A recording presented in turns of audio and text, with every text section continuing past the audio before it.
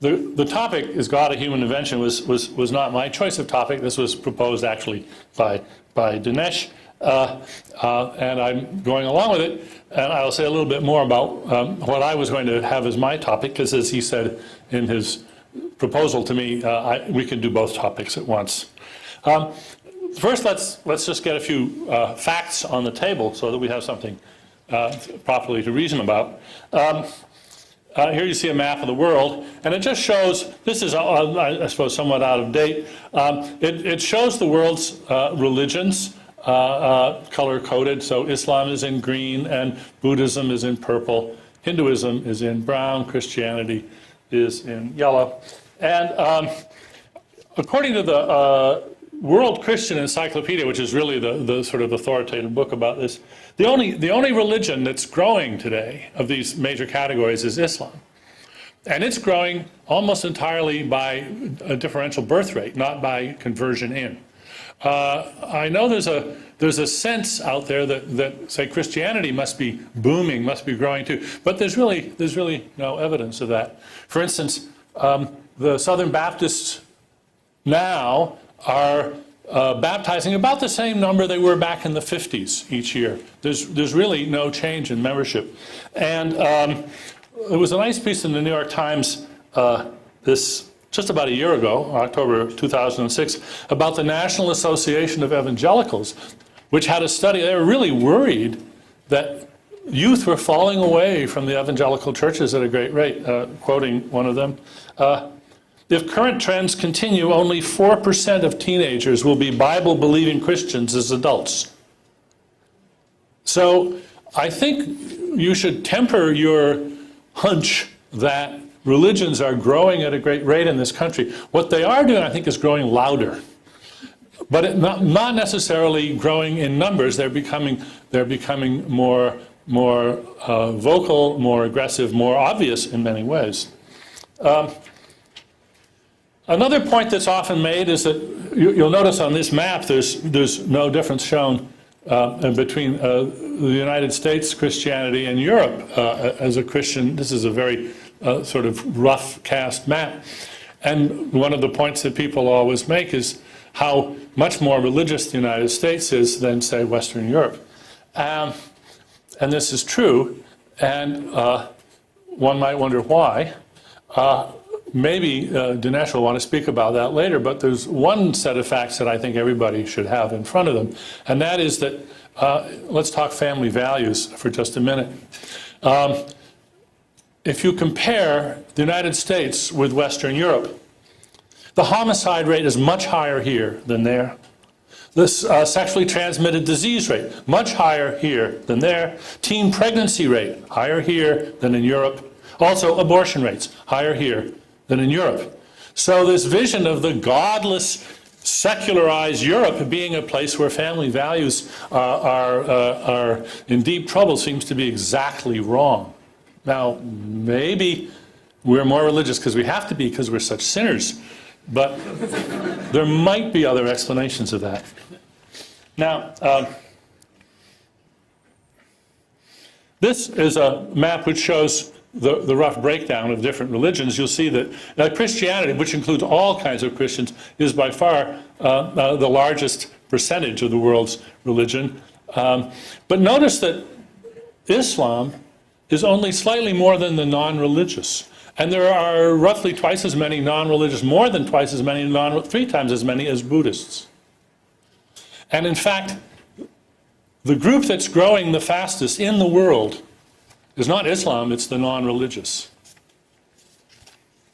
Now,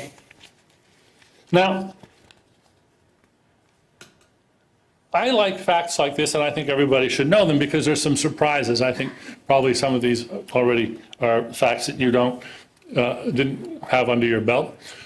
And I've made a proposal, and this is what we were going to debate about, what I propose that we debate about. My proposal for what I'm calling the 4th R, there's reading, writing, arithmetic, and I've actually proposed a compulsory curriculum on world religions for all schools. So here's my proposal, that education on world religion for all our children in public and private schools, and for homeschoolers. This would be compulsory. And the idea was that it would cover history, creed, rituals, music, symbols, ethical commands, and prohibitions. That's it. Just well-attested, non-controversial facts that everybody can agree to about the world's religions, and that should be a curriculum which starts in grade school, goes into middle school and high school. Now, I believe as strongly as anybody in the principle of freedom of religion. So notice that this in no way violates freedom of religion. As long as you teach your children this curriculum, you can teach them anything else you want. Anything else you want, provided it doesn't disable them from further informing themselves. So it honors the principle of freedom of religion. Now, I've been discussing this proposal since I put it in my book for 1.5 years now, and I've had the support, actually, of a lot of even right-wing Christian leaders who say, this is great, yeah, we're all for it. But Dinesh is on record as opposing it. Here's what he has to say. He says, Daniel Dennett urges that the schools teach religion as a purely natural phenomenon, and then he goes on to say, by this he means that religion should be taught as if it were untrue. Oh no, that's not what it means, and I've never said that. And this is simply a misrepresentation by Dinesh. I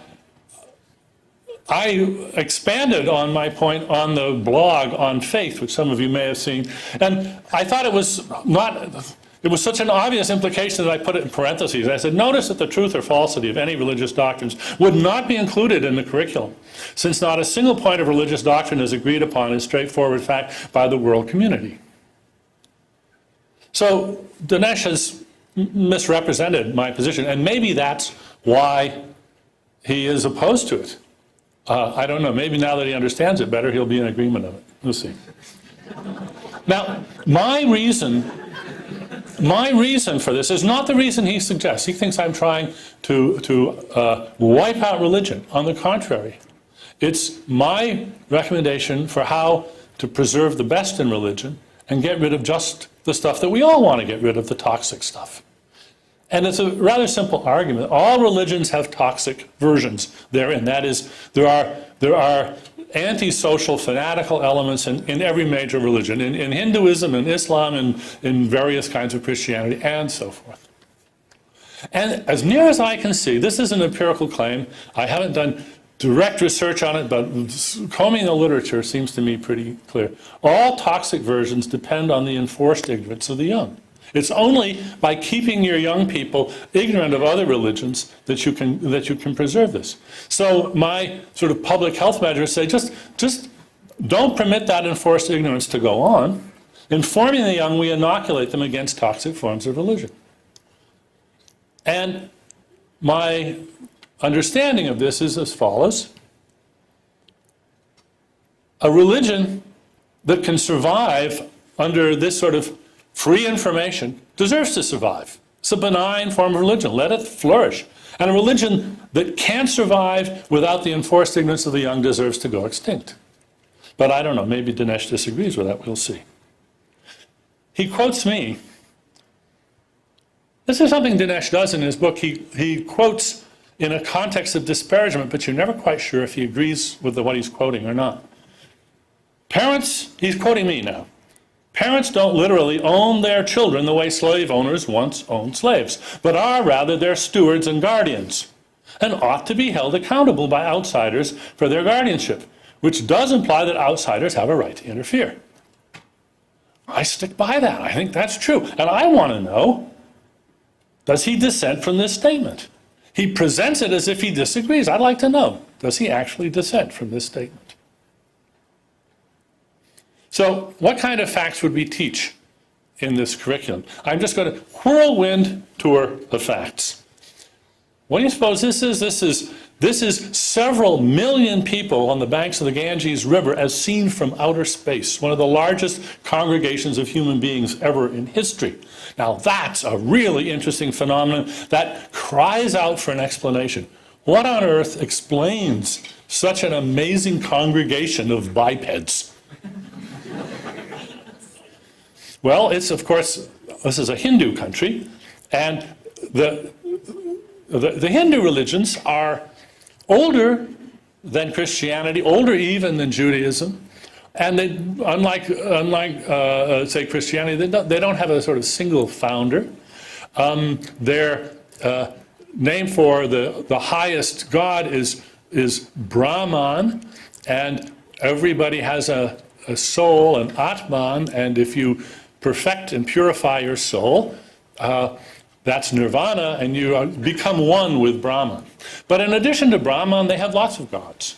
They have, for instance, Ganesh, the Indian god, and Lakshmi, the god of light. And they have avatars, which are gods come to earth, and they have names that are familiar to you, I'm sure, such as Krishna and Rama.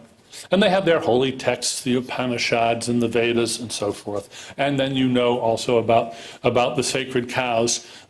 Even meat eaters in India, by and large, don't eat beef. They may eat other animals, but beef eating is pretty well out for the people in India. Except, I guess, for Christians, like the Christians in India. Now, then, moving along very quickly, here we have Islam. By the way, this is not a picture of Muhammad. As you know, they don't like to have pictures of Muhammad. That's Ali, his son-in-law. And it was the murder of Ali way back in 662, in the very early days of Islam, which led to the split, which we know today as the Sunnis and the Shias. Ali was the fourth caliph. As you know, Muslims are supposed to pray 5 times a day. They're forbidden to drink alcohol, and they hope to make a pilgrimage to Mecca, as you see in the pictures. Then we have the various brands of Christianity: Roman Catholicism and Russian Orthodoxy and Greek Orthodoxy and Protestant denominations by the hundreds and hundreds and hundreds. And just for local color, I put on the top, on the right there, the mother church of the Church of Christ Scientists right here in Boston. And then down in the lower right-hand corner is the Mormon Tabernacle. And I'd certainly want students to learn about the Mormons, too, or the Church of Jesus Christ of Latter-day Saints. On the left, you see the angel Moroni, who Joseph Smith tells us came to him. Let me get the date right. I don't want to make a mistake. In 1823, on the 21st of September, the angel Moroni appeared to Joseph Smith, and then he came back 4 years later with, what I'm reporting, of course, is not, this is Mormon doctrine, Mormon creeds. I'm not saying it's true, I'm just saying this is what Mormons believe. He brought with him these golden tablets on which were written Egyptian symbols of some kind, and with the aid of some magic stones, Joseph Smith was able to translate them, and that's where we get the Book of Mormon. So we'd certainly want people to know about that. And then here, more recent religions still talk about Latter-day. This is just the 50th anniversary of the John Frum religion on the island of Tanna. This started after World War II. GIs on a neighboring island of Efate came in, they built an airstrip, they had all kinds of amazing cargo that the people on the island of Tanna had never seen, and they wanted some of that cargo, and so they decided that the GIs were sort of like gods, and they started a religion. They used the American flag, they dress up in sort of their idea of GI costumes, they carry bamboo imitation rifles, and they get into formations, and they're waiting for John Frum. John Frum? Who's John Frum? Well, there was nobody in the U.S. military named John Frum. It seems to be a corruption of John from America. And they're waiting for him to come down from the volcano with lots of cargo and wonderful gifts. And they've built an airstrip with sort of a bamboo flight tower and so forth. So there, you want people to know about that. Okay. Now, do parents have the right to keep their children ignorant of facts like these about the world's religions? I don't think so. And I think just knowing all of these facts and a lot more that they would get, not in 5 minutes, but over, little dribbles and dribbles in their curricula over their school years, this would be a good thing for everybody. I want to know if Dinesh thinks no, what is he afraid of? Is it the truth, maybe? These are just uncontroversial facts about the world's religions. I think everybody should know them. Now here's the Hagia Sophia in Istanbul. Here's some interesting facts about it. It started off as a church, then it became a mosque, and now it's a museum. Isn't that interesting? Who knows what might happen next? It's hard to say. Here's the Vatican. Maybe in the life of your children or your grandchildren, it will become the European Museum of Roman Catholicism. Maybe Mecca will become Disney's Magic Kingdom of Allah.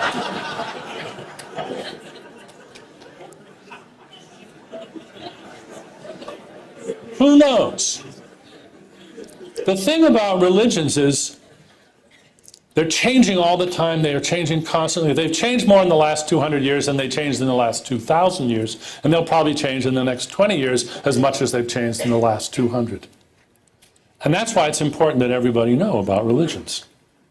So, and I don't know if Dinesh wants to disagree with this, but I think it's pretty clear that religions are human inventions. You've just seen quite a wonderful variety of odds and ends of religions. Those are human inventions. Now, they're not like the telephone, not Alexander Graham Bell. It's more the way music or language are inventions. They're human productions, but they have an evolutionary history. Religions have evolved over thousands of years. In fact, there have been uncounted tens of thousands of religions that have sprung up over the last 2,000 or 3,000 years. Religions start up so fast that websites can't keep up with the new ones. Most of them have a half-life of a few weeks. A few last a generation or two. Some of them, only a few, you saw them on the initial list, last for even several thousand years. Even for several thousand years. But not in their original form. They've evolved and evolved and evolved and evolved over that time. Here's Gustav Klimt's wonderful painting of the Tree of Life. And I thought I'd just pause. How am I doing for time? Oh, good. To give a secular vision of how wonderful all of this is, and think about the Tree of Life. This is not a scientific diagram. This is an artistic diagram. Every plant, animal, bacterium, fish, bird, all of these things have evolved, descended from unicellular organisms that first appeared on this planet over 3 billion years ago. Not only the organisms, but the coral atolls and the beaver dams and the spider webs and the cities and the canals and the churches and the cathedrals and the forts and the bridges. All of these things are fruits on the Tree of Life. And over that period of time, they have become excellent, beautifully designed, sometimes with a lot of human intervention, sometimes not. They have all evolved, and it's all just wonderful. It is fantastic. I look around and I am so glad to be alive. This world is so full of just plain wonderful stuff. And from a sunset to a musical performance.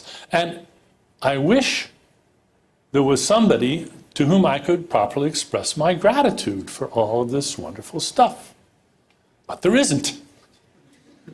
There's nobody the appropriate recipient of my thank you. So what I do instead is I just thank goodness. The very stuff that I'm just marveling at. There is all this goodness, and it's not just good bridges, good wings, good eyes, good tools. It's morally good systems of law. There is moral goodness in addition to engineering goodness, in addition to the goodness of a good baseball player or a good antelope. There is the goodness of human morality. And all of these things evolved. Where did it come from? It bubbled up from below. Now, this is a hard idea for a lot of people to understand. This is a page from a creationist pamphlet. I love this. I got this years ago. Do you know any building that didn't have a builder? Yes, no. Do you know of any painting that didn't have a painter? Yes, no. Do you know of any car that didn't have a maker? Yes, no. If you answered yes for any of the above, give details. Take that, you evolutionist, you. This piece of propaganda is wonderfully, it wears its heart on its sleeve. It finds the whole idea that there could be anything, any examples, it's just so laughable as to be a joke. And then along came Darwin, and he showed exactly that it wasn't a joke at all. Darwin's great idea was written about just a few years later by Robert Beverly Mackenzie, and I love this quote, so bear with me. In the theory with which we have to deal, absolute ignorance is the artificer, so that we may enunciate as the fundamental principle of the whole system that in order to make a perfect and beautiful machine, it is not requisite to know how to make it. The caps are in the original. This proposition will be found on careful examination to express in condensed form the essential purport of the theory, and to express in a few words all Mr. Darwin's meaning, who by a strange inversion of reasoning seems to think absolute ignorance fully qualified to take the place of absolute wisdom in the achievement of creative skill. Yeah, exactly right. And it is a strange inversion of reasoning. Some people just don't get it. They just can't get it. Many very distinguished thinkers just can't get it. Here's Paul Davies, a physicist, writing in '92. He says, the human mind can be no trivial detail, no minor byproduct of mindless, purposeless forces. Well, why would something that was a byproduct of mindless, purposeless forces have to be trivial? Why couldn't it be important? It's because Davies unconsciously, I think, adheres to what I will call the trickle-down theory of goodness. Nothing can be good unless there's something much better on high that is its source. But there's just no reason to believe that. It makes sense of our past. We never saw a shoe make a cobbler. We never saw an arrow make a Fletcher. We're in Fletcher school.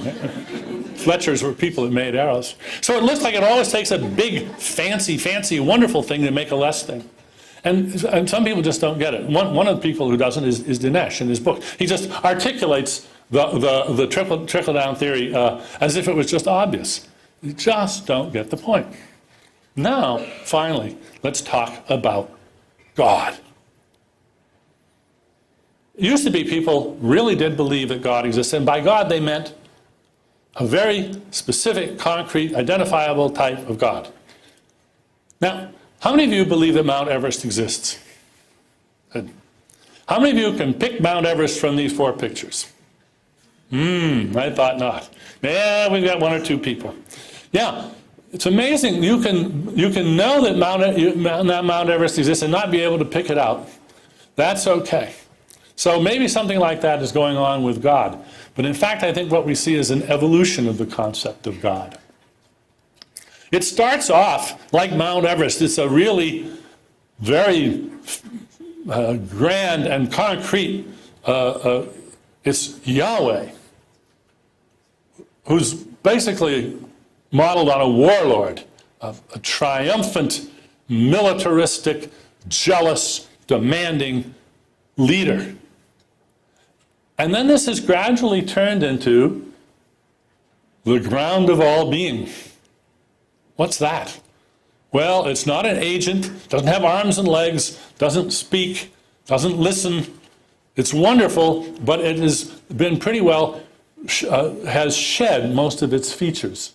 To the point where Peter de Vries, the novelist, wrote a novel where he had a character, an ultra-liberal minister, say, "It is the final proof of God's omnipotence that he need not exist in order to save us." That's the Reverend Mackerel in the Mackerel Plaza. So that's deliberate comedy, but sometimes truth is funnier than fiction. God is so great that the greatness precludes existence. That's from a book by Raimundo Panikkar, and it is deadly serious. So what we've seen is that the picture of God has gradually become more and more foggy. It's lost its detail. I'm going to close then with just one puzzling quote from Dinesh's book. He says, in that disparaging tone of his, that I fear a toxic religious mania could end human civilization overnight. Well, I do. I mean, have you been paying attention to Pakistan and Iran? Actually, I'm more afraid that some self-righteous, factually challenged neocon in the Pentagon will decide that a nuclear strike might make some really good sense. So I want to know, don't you? Don't you fear this? Because I really do. Now, I'm going to end then with some questions for Dinesh. I really do want to know if he approves of my proposal for compulsory education on world religions. And if not, why not? And I want to know if he will apologize for misrepresenting it. And I want to know, does he fear that religious conviction might lead to a nuclear attack? And if not, why not? And I want to know if he agrees that John Frum, Ganesh, the angel Moroni, and the angel Gabriel are human inventions. And I also want to know, because he's not clear where he stands on evolution. Do you agree that our planet has had life for billions of years, that all life forms are descended from unicellular ancestors on the tree of life? Those are questions for Dinesh to answer. Thank you very much.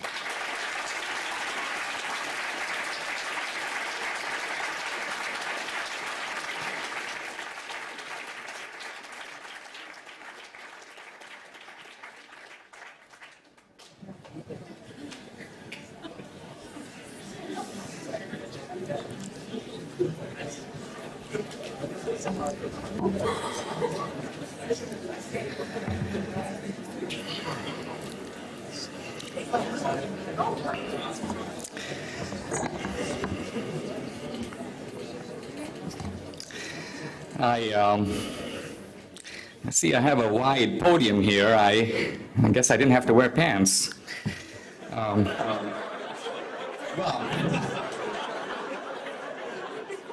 I'm trying to decide in the time I have whether I should rebut Professor Dennett or just jump into my own thoughts. I think what I'll do is touch on a couple of points that he makes and then come back in my rebuttal and address them more fully. First of all, let's begin with a couple of factual errors. Is religion growing? Globally, the answer is yes. In the West, the data is debatable. Europe, of course, is fairly secular. In America, we've certainly seen a resurgent atheism. But worldwide, there's really no debate. Professor Dennett really didn't cite any sources. I'll cite one, the historian Philip Jenkins, his book, The New Christendom. He points out that there is a rapidly growing religious revival throughout the world. I'm from India, and anyone who's from there will tell you that there is Hinduism resurgent in India, not in the number of nominal Hindus, but in the level of devotion. Christianity is spreading like wildfire in Asia and in Africa. In many African countries, the number of Christians 100 years ago was like 5%. Now it's about 50%. I don't know what you call that, but I call it growth. Look at South Korea, a continent that had virtually no Christians several decades ago. It now is over 50% Christian. You've got churches that have 100,000 members. There are tens of thousands of South Korean missionaries that are coming to Europe, and some even to America. Many of the European cities, if you look at the pastors, they're from South Korea. So I just want to begin by saying that I'm happy to have a debate. Everyone is entitled to their own opinion, but everyone is not entitled to their own facts. Okay, now, to Dan's proposal about teaching religion, my objection is not so much to the proposal as to the sort of dripping elitist contempt in which it is couched. I mean, imagine if I were giving the same course that Professor Dennett gave you in miniature. I would give it very differently. I would say, all right, Let's teach all the belief systems in the world, but let's include Dan's belief system, which is in a sense a kind of metaphysically grounded Darwinism. Let's also show the influence of that Darwinism in shaping social Darwinism, sterilization. Let's show the influence of Darwinism in the Nazi movement in Germany. Let's assign Richard Weikart's book From Darwin to Hitler, which shows, for example, that the Nazis were inspired really by two main currents, social Darwinism on the one side and Nietzschean atheism on the other. The combination of the will to power and survival of the fittest were essentially recruiting slogans for the Nazis.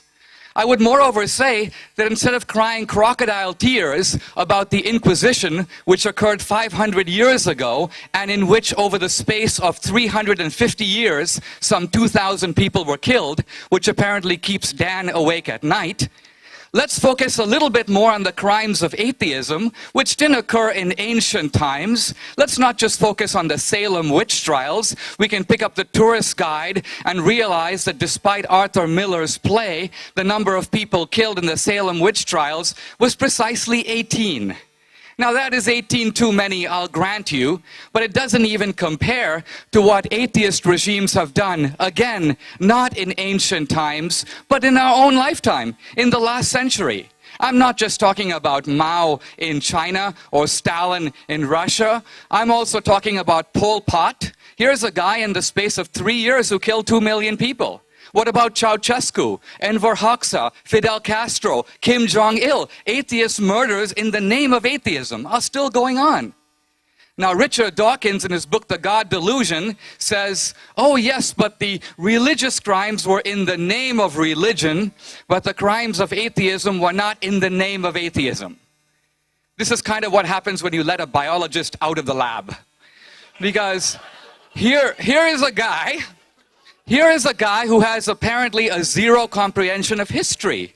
All you have to do is open up the Communist Manifesto. All you have to do is look at the atheist regimes, which said very explicitly, we want to create a new man and a new utopia, freed from the shackles of traditional religion and traditional morality. So even bin Laden in his wildest dreams could not begin to rival the body count of atheist regimes, which begins not in the thousands or the tens of thousands, but in the millions and the tens of millions. An ocean of blood and a mountain of bodies produced by atheism in recent history. Now, so I think we should include all that in the course. I think it would be a valuable factual addition to what our children should learn. Now, what about this idea about, is God a man-made invention? Professor Dennett, Dan, says that there is not a single point in religious doctrine that has any factual basis whatsoever. I'm really not sure what he means by this. I assume the 10 Commandments, for example, would count as religious doctrine. I would grant you that the first 3 commandments are in the theological sphere or the sphere of revelation. I would suggest all the other items are points of doctrine that are completely within the orbit of reason. We can debate whether children should honor their parents or steal or covet your neighbor's wife. I know that there are some people in academia who think that may be a good idea, but most people around the world think that that's a pretty damaging way to organize a society. So morality might well have a universal basis, and in that sense is completely in the domain of fact. I'm not saying it's established fact. I mean, it can be debated in those terms.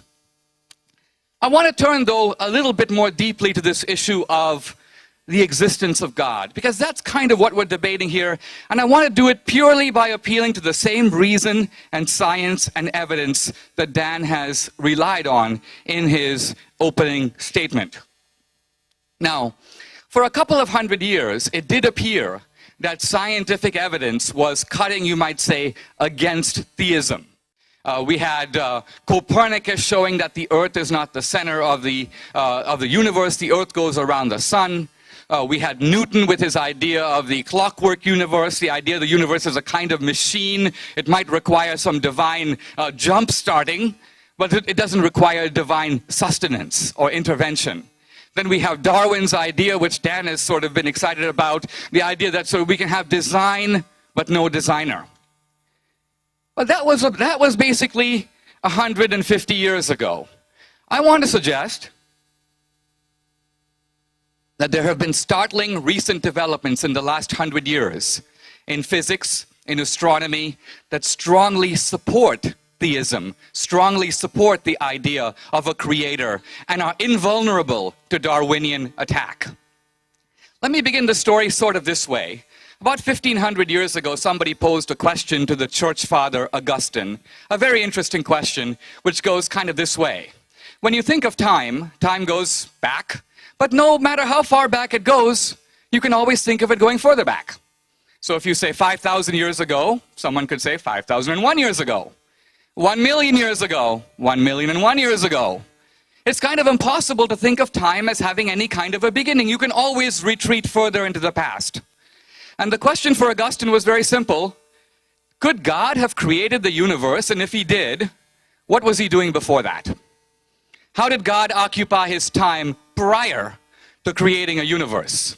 And to this question, Augustine gave an astounding answer. He said, in effect, God created time along with the universe. In other words, before the universe, and we have to put the word before in quotation marks, there was no time. Once upon a time, there was no time. A kind of startling idea. Except that today, if you walk into an introductory physics course, you will learn that one of the direct implications of the Big Bang is that not only matter, but space and time had a beginning. In other words, one of the implications of the Big Bang is that not only did all the stuff of the universe, but space itself and time itself come into existence at a discrete point, what scientists call a singularity. This, I would suggest, is modern support. It's not a proof. We're not here debating proofs. We are debating evidence that would seem to suggest that all of nature, all of matter came into existence at a given time. That, I would suggest, tends to corroborate something Augustine said with no evidence behind him. He claimed that, in effect, he got it from theology or he got it from revelation. My point is, Augustine didn't write to force agreement with science. Augustine stated a theological proposition, and modern science has come 1,500 years later to agree with him. Here's a second thought. In recent decades, scientists have asked the following question, and that is, why does the universe have the values that it does? Our universe has an incredibly wide and diverse set of very precise values. You can almost think, in fact, Lee Smolin, the physicist, whom Dan cites in his book, speaks about God as sitting, in a sense, at a big desk with 100 dials. And each dial reflects one of the values or forces of the universe. There is the mass of the electron, the mass of the proton, the gravitational force, the electromagnetic force, the electroweak force, and so on and so on. And the question is this: why are those numbers set at precisely what they are? What if you were to move in and, let's say, fool with the dials a little bit, change them a little? What would happen? The scientists who asked this question came up with a very startling conclusion, and that is, if you touch the dials, if you fool with them, not to the point of 50% or 20% or even 1%. Stephen Hawking says in his brief history of time that if you touch one of the dials, this is the expansion rate of the universe, and move it 1 part in 100,000 millionth million, we would have no universe, we would have no life.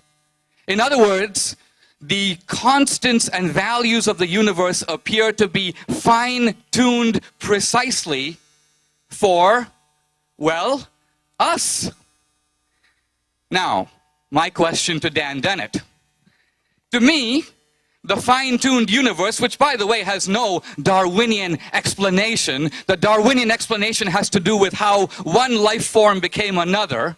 I'm going to come back in my rebuttal and discuss what I think is Dan's promiscuous overextension of Darwin into areas that have nothing to do with evolution at all, to claim the prestige of science for very dubious theories about why humans laugh, why do they go to the toilet, and so on. We'll come to that later. What I want to say here is simply this: the laws of the universe are not established in a Darwinian way.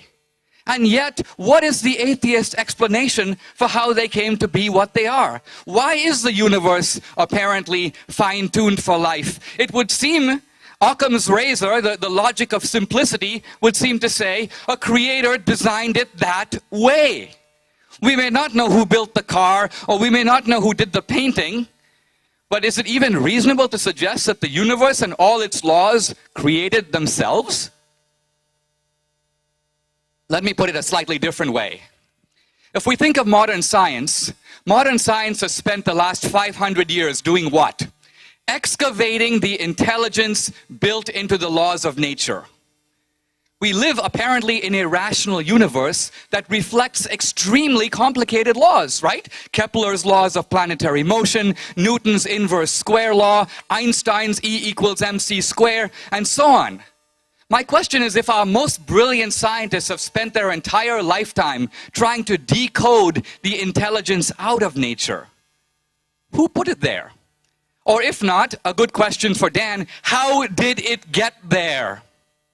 Where did this intelligence come from? What is its explanation? What is your account for why nature obeys laws in the first place? You want to go to other cultures, you realize that this notion of a universe obeying laws is a Western and in fact to a large degree a Christian idea. Other cultures deny it. The Muslim thinker Ghazali says it's absolutely ridiculous, the idea that nature follows laws. You and I can follow a law, but that's because we are intentional, purposeful human beings. We're driving on a road, we see a stop sign, we can follow a law. But can an electron follow a law? Can inanimate objects follow laws? It's preposterous. So Ghazali says the universe exists in the mind of Allah. Things happen because Allah intervenes every second to make them happen in exactly the way they happen. The reason I'm telling you this is I want to suggest that the premises of modern science themselves are based upon Christian metaphysics. The idea that the universe is rational. It obeys laws. These laws are accessible to our human minds. There is no Darwinian reason it must be so. Yes, we evolved, and I agree with Dan about this, but we evolved to survive, if you will, in hunter-gatherer primitive environments. We did not evolve to figure out the rotation of the planets. We did not necessarily evolve to figure out the theory of relativity. So evolution can tell us why we survive and why we adapt, but evolution can't tell us why we believe certain things to be true. Even Stephen Hawking admits this. There is no reason to believe that the stuff going on in your head is made up of atoms and molecules that interact with each other. Now, how do you know that that neuronal firing inside your head must match up and have a one-to-one correspondence with the rationality of the universe out there? Why must it be so? There is no reason. Now, if you're a Christian, you know why it's so. If you're a Christian, you say, I know why the universe is rational. It was created by an omniscient, super-rational God. I know why the universe obeys laws. God is both a physical and, you may say, a moral lawgiver. I know why our rationality can comprehend the universe out there. It's because we are created in God's image. We have a stamp of that divine rationality. So quite apart from our physical nature, formed, I agree, by evolution, we have a moral and a rational nature that allows us, one may say, to go beyond survival and understand truth. Truth that is more than sending my genes into the next generation. I've spoken a little bit about science. How am I on time? I've got 10 more minutes. Okay. I think I can do some more damage. I want to shift a little bit. Away from, I focused a little bit on nature. I want to talk a little bit more now about human nature. Because there is actually an argument for God that doesn't simply require us to contemplate the cosmos. In a sense, it is standing right in front of us. Or to put it somewhat differently, it can be seen by looking a little bit in the mirror. And that is, when we look at nature, let me clarify before I move on. I would agree with Dan that religion, by which I mean the various cultural human descriptions of God, are to a large degree man-made. After all, we are dealing with the sphere of experience, or we are dealing with a sphere of truth that lies beyond human experience. I think really, in some senses in this debate, both Dan and I are, in some senses, a specialized sense, we are both agnostics. And what I mean by that is we are debating a question for which there is not and cannot really be decisive empirical evidence. If I were to say to you, is there life after death? How could we figure this out? Dan might say, well, I don't see any evidence that it's so. Well, what kind of evidence are you waiting for? You want dead people to come back to life and stand up in court and give testimony? Is that what you're waiting for? Then you'll believe? No. All right. So Dan is exactly in the position of that caveman circa 5,000 BC or 10,000 BC, whose whole world was limited to 2 miles from where he was born, and decided on the basis of rational evidence that there could be nothing else out there. Why? Because his little instruments couldn't see them. In other words, how hubristic and narrow-minded of us to assume that all the available information we have now, that's it. That's all we know. And what we don't know can't possibly exist. It's ridiculous. It would have been absurd if we had believed that in the past. Imagine if other scientists had believed that 500 years ago. We deny the existence of all planets outside our solar system. Why? We've seen no evidence of them. This is Dan Dennett circa about 1450. All right. Here's the point I want to get at. We have nature, but we also have human nature, and that's us. And we know that although we are part of nature, we are made up of atoms and molecules, we are a little different than the rest of nature in one key respect. Take a stone rolling down a hill. A stone, quite frankly, has no choice in the matter. The stone rolls. It is a product of nature. We, on the other hand, seem to exist in 2 dimensions. We are products of nature, but we are also products ultimately of free will, of choice, of intentionality, of feelings, of consciousness, of morality. Now I ask you, where can those things be found under the microscope? Have you ever seen consciousness? No. Dan Dennett argues, because he can't see it, it doesn't exist. It's kind of an illusion. It's ultimately a sort of projection or epiphenomenon of material things. Everything has to be reduced to the material. Why? Because ultimately our great wide universe has to be truncated in a Procrustean way to make it fit with materialist morality. Half of our experience, the entire subjective dimension, has to be cancelled out. So for Dan, if a computer can process a transaction and you can process a transaction, hey, the computer is being rational. The computer is human in some fundamental sense, no different from you. And why? Because the result is the same. Now, I think this is a bit of foolishness that it really perhaps takes a non-academic to see. In other words, we have knowledge of nature not just from the outside, we are like stones, but we also have choice. Here I am participating in this debate, and our debate is based on free exchange of ideas and free will. I mean, I could put this microphone down and go sit down. Is the firing of my neurons in my head determining my decision? Is it telling me one way or the other? No, I can go either way. I speak, I stop. So the dimension of free will would seem to suggest that there is a part of us that one may say can override the laws of nature. Now, in what way? Obviously, if I throw this microphone, its trajectory, its parabola-like motion, it will fall to the ground in obedience to the laws of gravity. I admit all that. But my decision to throw it, I would suggest, is undetermined. And why? Think about it. Imagine if all our actions were determined. If that were true, there would be no point in having this debate. There would be no point in us having universities. There would be no point in having morality, because you could never just say to someone, you shouldn't do this, you mustn't do that, this isn't right, because they would answer, what choice do I have in the matter? You can't go to Hitler or the Nazis and say, you shouldn't wipe out an entire population, because they would say, well, my neurons made me do it. Ultimately, I want to suggest that this materialist morality, and Dan is about as clever as anyone in camouflaging it, disguising it, trying to show that ultimately he does believe in consciousness even though he defines it differently. He does believe in free will even though he defines it differently. Everything is ultimately defined differently. And why? To fit in with this narrow materialist morality. And this brings me really to a key question. Why would anyone be attracted to a metaphysics that ultimately denies, if you will, half of our humanity, the whole subjective dimension, the whole moral dimension? I want to suggest ultimately that atheism is not even so much an intellectual revolt. Because think about it, when it comes to God, I would agree, I don't know that God exists. I believe that he does. Now, knowledge is not the same thing as belief. I wouldn't say I believe in my brother. I know the guy.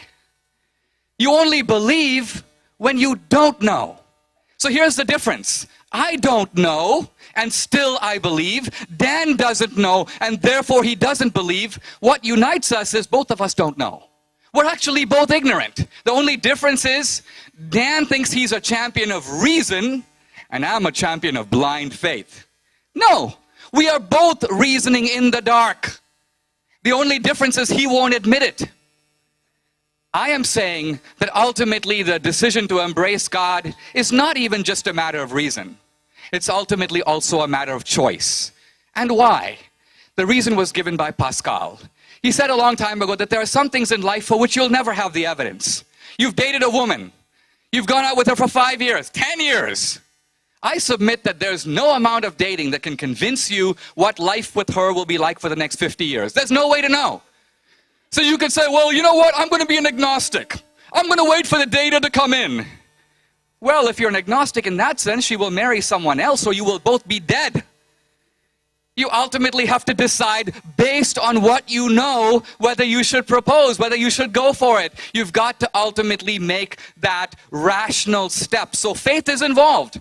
But I'm suggesting that from the outset, it is a rational faith grounded in science, grounded in evidence, grounded in experience, and ultimately asking, what kind of society do we want to be part of?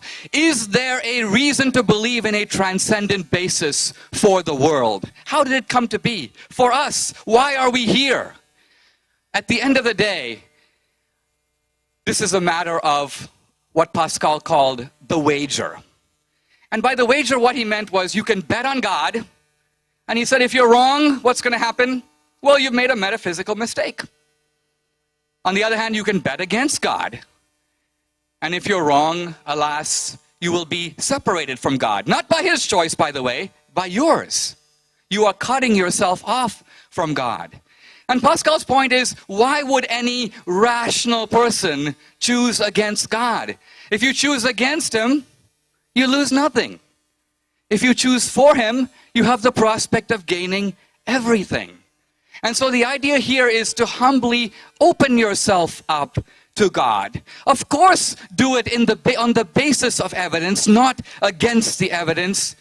But the idea is that if you do, ultimately, you might come to see that not that God is a human creation, but we humans are a divine creation, are the product not only of divine intelligence, but to some degree also of divine love. Thank you very much.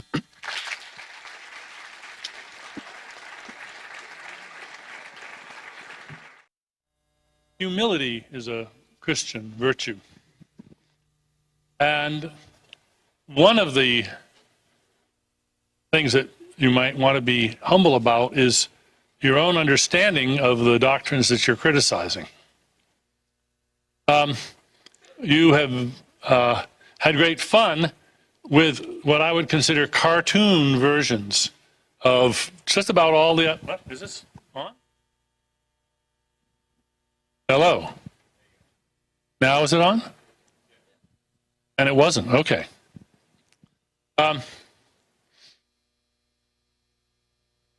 Sometimes the way people understand things is by rewriting them in their own terms and then saying, oh, well, what a crazy idea that is. And of course, if they haven't done justice to them in their own terms, then that's pretty crazy. So what we've seen here, I think, is a number of occasions in which, try another microphone. Boy, the yeah, that's better. We've seen a number of caricatures lambasted, a lot of fun had with them. I don't know which ones to start with. Well, let's talk about the Big Bang. For Dinesh, this is proof of God's existence. Remarkable how a creator comes into this picture. I don't see that space and time in our universe started, what, 14 billion years ago? Yeah, that's right. But not that God created space and time. That the universe, by having the Big Bang, created space and time. Now, if you will say, well, the universe can't create itself. Well, God can't create himself either. I don't know where you get the other principle that there has to be a creator, unless you're just falling back on the trickle-down theory of goodness again, right? You just don't see how something this wonderful could exist unless there was something more wonderful still that created it. That's the pre-Darwinian hunch, and I think it's just a hunch, and you have nothing going there. How did the universe get here? No, that was the question he had. It's the other way around. How did we get here in this part of the universe? Well, we couldn't be in a part of the universe that had other laws. And as far as we know, there may be lots of other universes in which wandering creatures like us couldn't exist. And so the fact that we exist in a wonderfully fine-tuned universe is nothing that requires the explanation of a brilliant creator. We couldn't exist in any other universe. Here we are. This is simply a cartoon version of the anthropic principle, and there's a lot of literature out there. I'm not going to try to give a physics lecture here. Neither you nor I are physicists or cosmologists. If Alex Valenka were here, I'm sure he would be willing to fill in that detail. More important to me, I think, is let's see, all of these different points. Well, let's go back to your opening numbers of atheist murders. Yes, the number of people killed by atheists in the 20th century is terrible. But first of all, notice that the regimes that you're talking about were themselves sort of proto-religions. In fact, it occurred to me, let's think about Stalin for a moment. Was he an atheist? You might say, well, of course he was an atheist. No, on the contrary, I think in a certain sense, he wasn't an atheist at all. He believed in God. Not only that, he believed in a God whose will determined what right and wrong was. And he was sure of the existence of this God, and the God's name was Stalin. And he created a cult of worship and of refusal to tolerate any disagreement. And this is in fact the way religions used to start in the old days. If we look at Kim Il-sung in North Korea, I think we see a good case of that too. Oh my, there's so many points to talk about.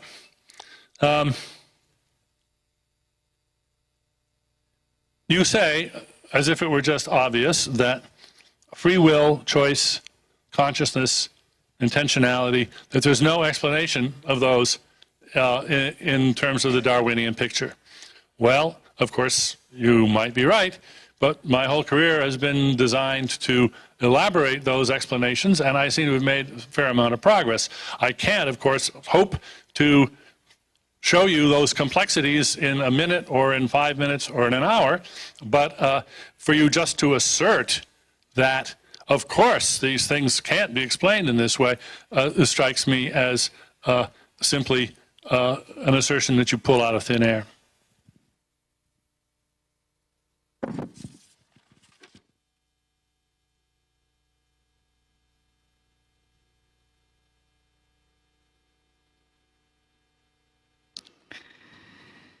Well,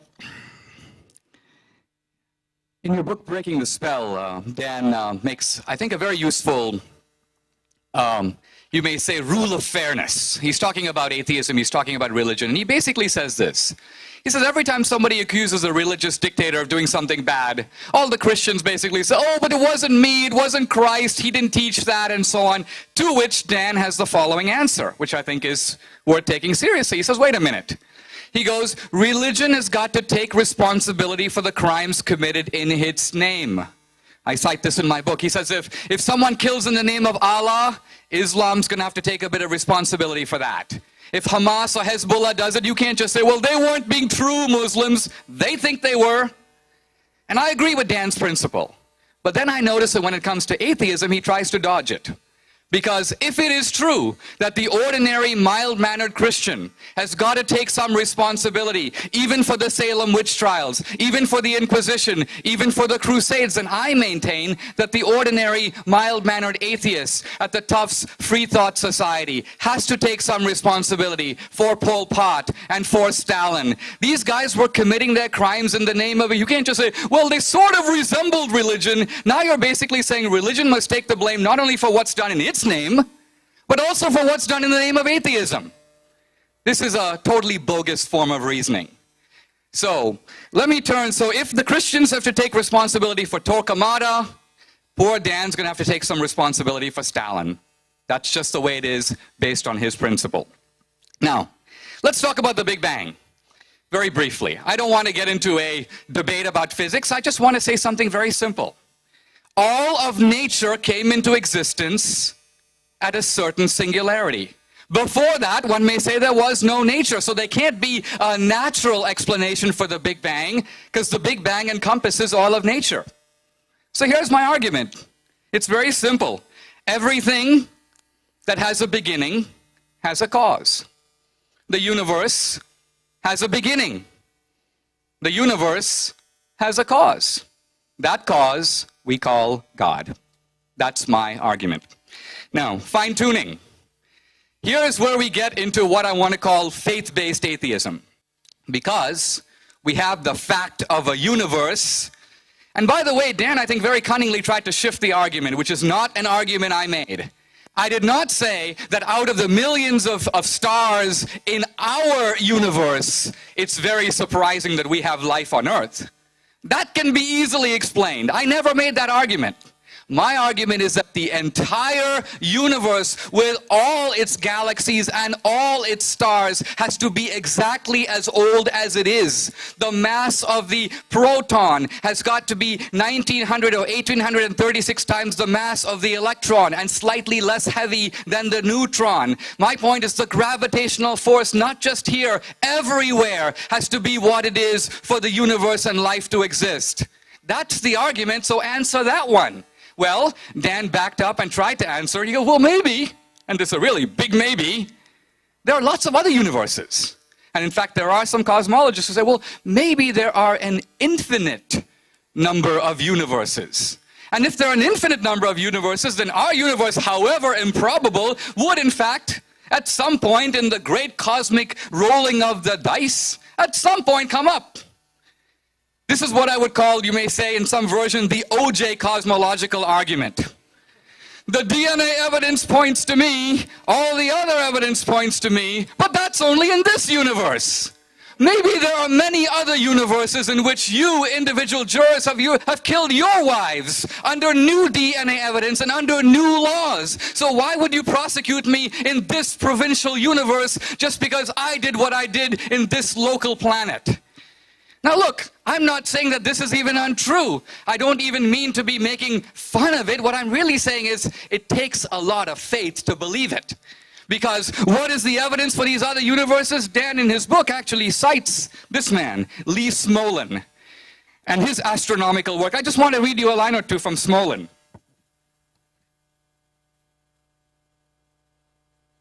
He says, what I'm presenting in this book is frank speculation, if you will, a fantasy. And then, later in the book, I must warn the reader that the ideas I've been describing, there is every chance they will not succeed. He admits in the book very easily, he is essentially engaging, he doesn't like the idea of God. He says that the fine-tuning of the universe seems to point to a supernatural creator, but we can't possibly go there because we're scientists and we have to look for a natural explanation. So he goes, this is the best stuff I can come up with. Now, okay, fair enough, but how about some humility on the other side? How about admitting that there is a lot about our universe that does seem to suggest that just as a car requires a car maker, and just as a painting requires a painter, the laws of nature do require some ultimate explanation. And that's all I'm saying. It opens up the possibility of a divine explanation. Thank you.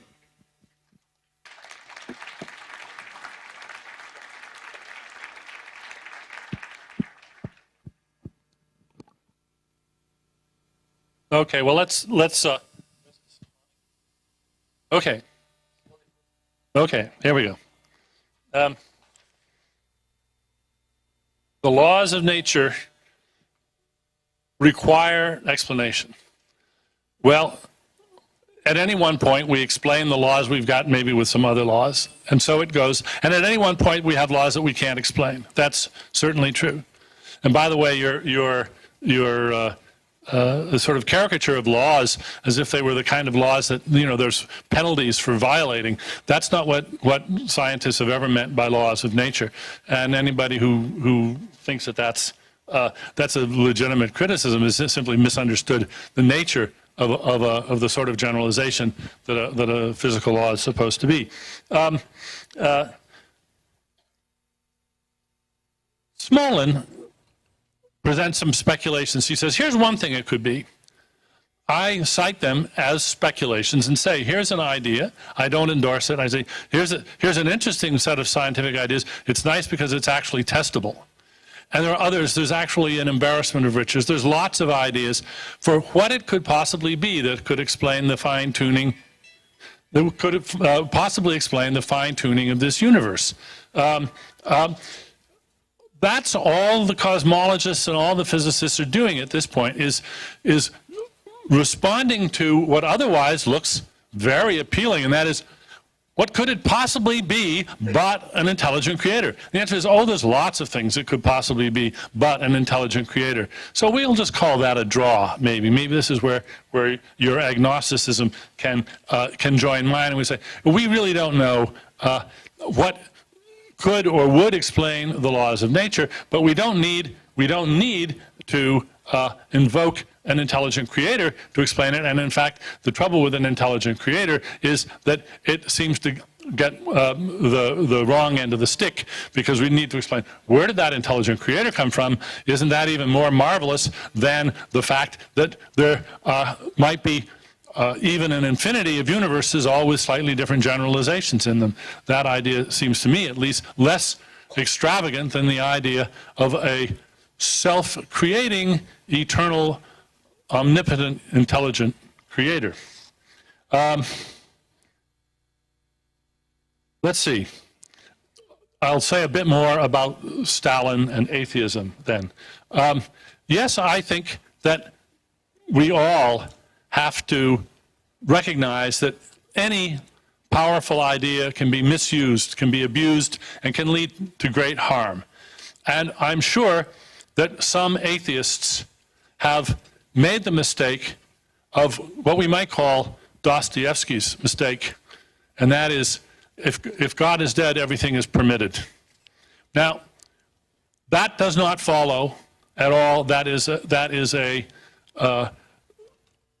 myth that has done a tremendous amount of damage in the world, and any atheists who think that an implication of their atheism is that there's no difference between right and wrong, that there's no room for morality, I think it has made a very serious mistake.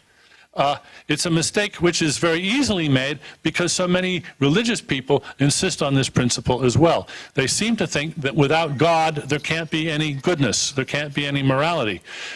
This is belied, I think, by everything we know. And notice, finally, that even if it were true that we needed God to tell us what's right and wrong, God doesn't tell us, only God's self-appointed representatives on earth tell us. So in other words, we're going to have to tell each other anyway. Human beings can figure out what is reasonable, what is rational, and what is moral. Human society has evolved to the point where we can sit down and reason, and of our own free will arrive at the best principles to govern our lives by our own lights after open, free, reasonable discussion, fact-based discussion. That's the basis of morality. It's always been the basis of morality. If you look at the morality in the Old Testament, compare it to the morality today, you'll find that it has changed a great deal, and it has changed because people's ideas about what makes sense, what's right and wrong, have evolved. They've grown up. And it's not because God told them something different today than told them before. It's they just figured out that they could no longer tolerate the interpretations of what God was supposedly telling them morality was, that used to pass muster. So we're stuck telling each other as best we can how to live our lives and what makes sense morally. And if it helps you to adorn that process with an imagined deity that speaks to you, that's a psychological fact about you, but it plays no role in the discussion.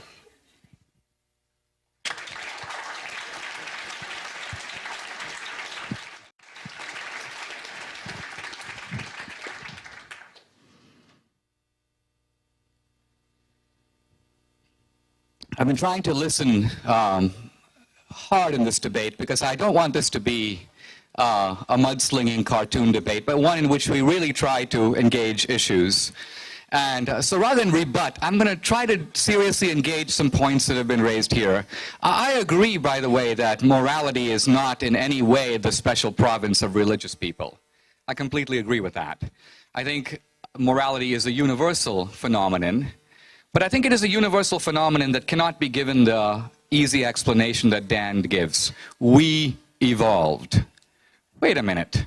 Does any biologist believe that we have in a serious way evolved over the last 5,000 years?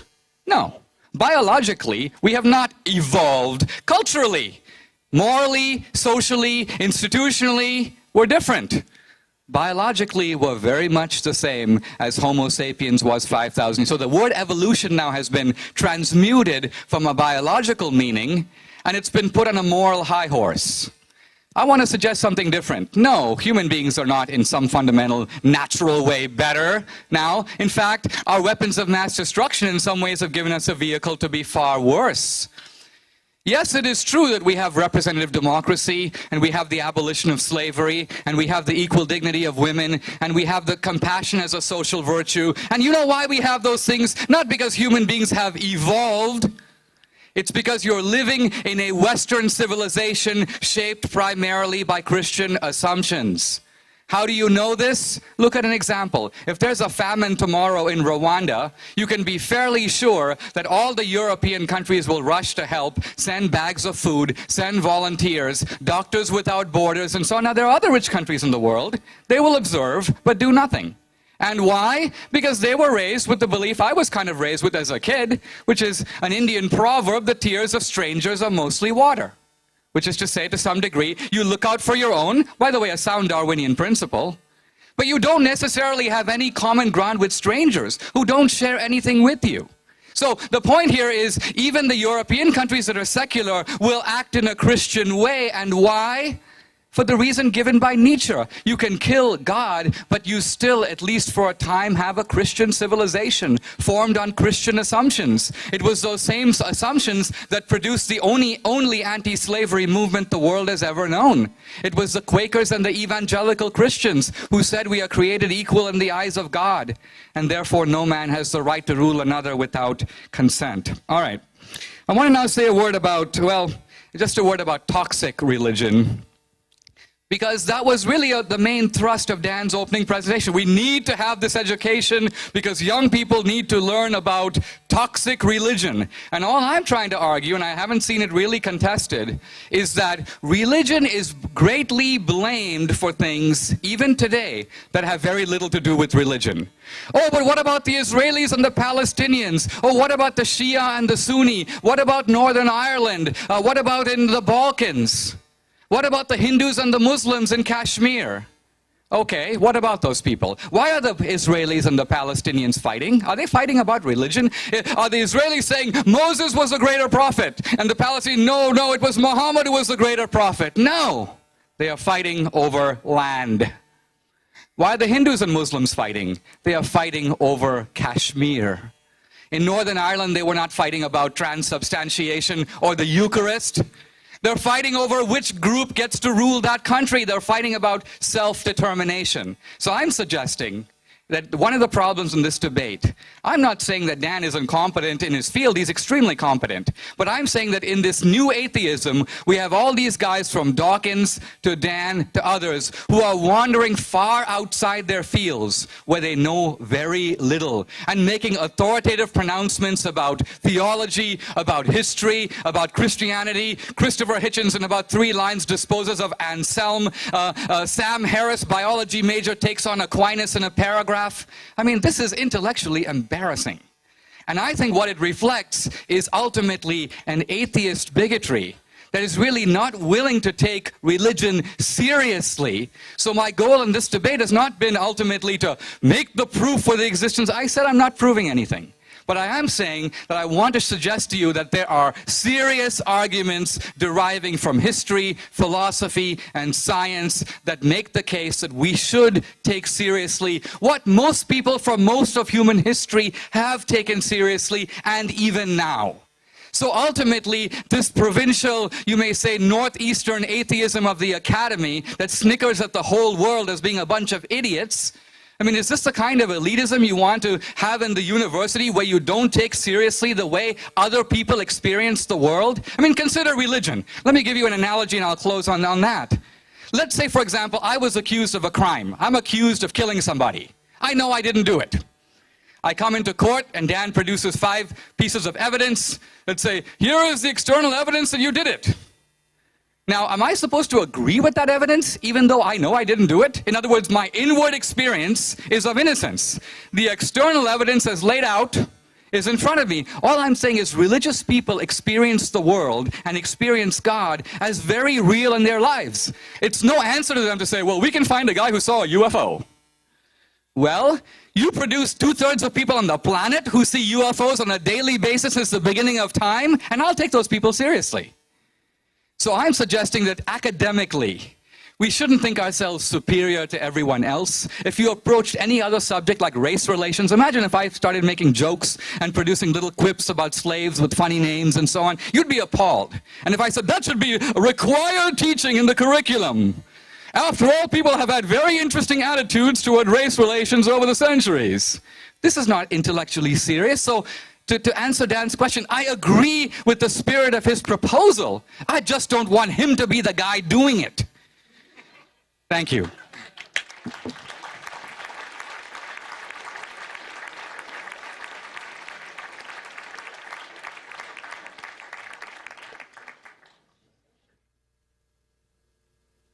Well, we will begin our question and answer session. Is there an extra mic for the members of the audience? The other one was intended for that. Those of you who have questions for either or both of our debaters, please come up to one of the aisles and a microphone will be made available. And once again, please ask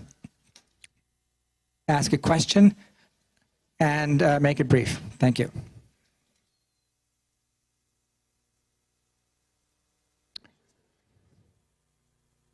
Yes. Hi. I would like to ask Dinesh a question about Occam's razor. You mentioned that the Darwinian concept of Occam's razor is less simpler than the creator and creator argument. But isn't that kind of a circular argument what if there was a creator, then who created the creator, and who created the creator that created the creator, and so on and so forth. The question is about if we have a creation and we can posit a creator, who made that guy? And that's a good question. I want to answer it this way. I want to begin with a short analogy, if I may. Think of the universe as a novel. In other words, think of the universe as structured in terms of plot, narrative, characters, and so on. I want to suggest that what religious people are saying is that this novel doesn't explain itself. The novel had an author, a creator. Now, the creator is the creator of the novel at a little bit of a different level of causation than the causation within the novel. So, for example, if you're reading Crime and Punishment, you may say, oh, this guy Raskolnikov, he did this. Well, why did he do that? What accounts for him? That's a sensible question. That would be like asking, what's causing, for example, gravity, or what's causing planets to come together? These are questions of causation within the universe. Now, I want to suggest that Dostoevsky is the creator of the novel at a different level.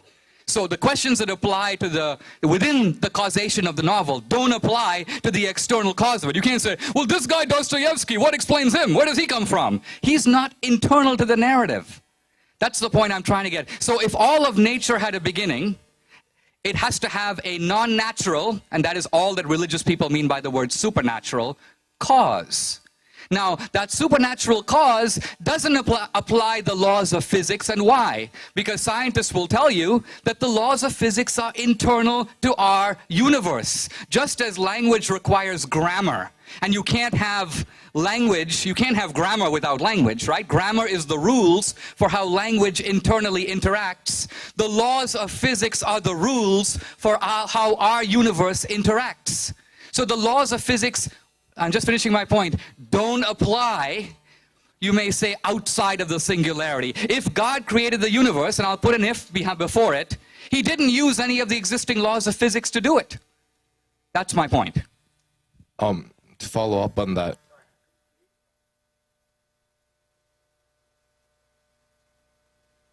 Dinesh, the trouble with that argument is that you basically contradict yourself.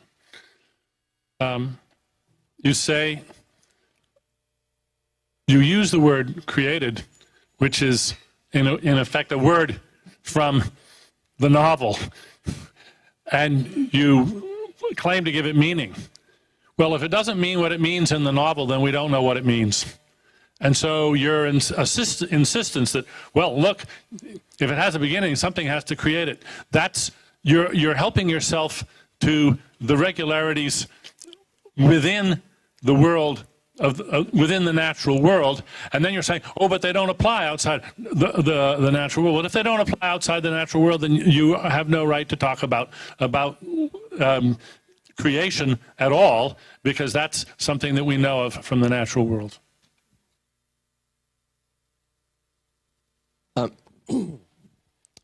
Forgive me if I don't articulate this very clearly, but as far as I understand it, Pascal's wager is basically you're betting on if you don't believe in God, then you might be screwing yourself over in the afterlife, because then you'll be divided from him.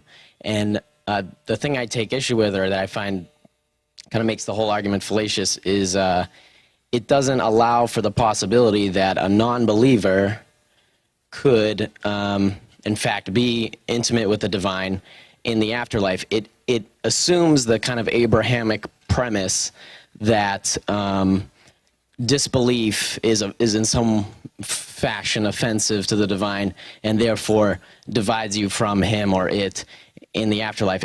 And basically what I'm saying is, if we then say, okay, it is possible that a non-believer could find intimacy with the divine in the afterlife, then Pascal's wager is reduced to, well, it's still a really good bet because a lot of people believe in these kind of Judeo-Christian idea of reward and punishment based on faith. But then where do you draw the line? Because then I could come up with a rule today that said, I feel really strongly that if you don't do 10 push-ups a day, you're going to hell. And it's a good bet, because if you go ahead and do the 10 push-ups, then you're all set. But if you don't do them, you're risking going to hell. So I'm just saying, where do you draw the line in terms of absurdity? I mean, is it a more valid risk because so many people believe in this reward punishment scheme? Well, I think the power of Pascal's wager is the following, and that is that it, well, two things. One is it exposes the great weakness of the agnostic position. Because the agnostic usually fashions himself or herself a morally superior person who stays in this sort of suspended doubt awaiting evidence. And what Pascal is saying is that, listen, no, this is not a reasonable position, not only, by the way, because of the afterlife, but because the afterlife makes a lot of difference in how you live now. I mean, imagine if someone were to say to you, instead of living for 80 years, you're going to live for 500 years. You probably would live somewhat differently. Or like the recent movie with Queen Latifah, where you know you have only 7 more days to live. You would live differently.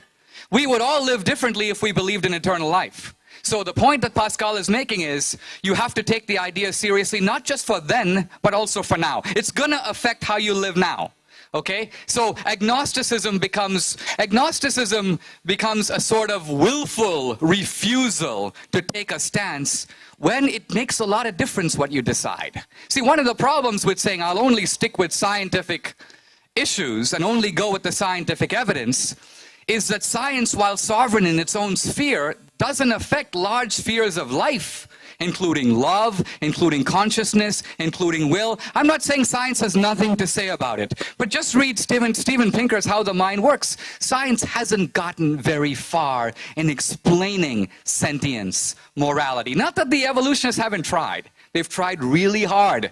And I'll say a word later maybe about evolution and morality.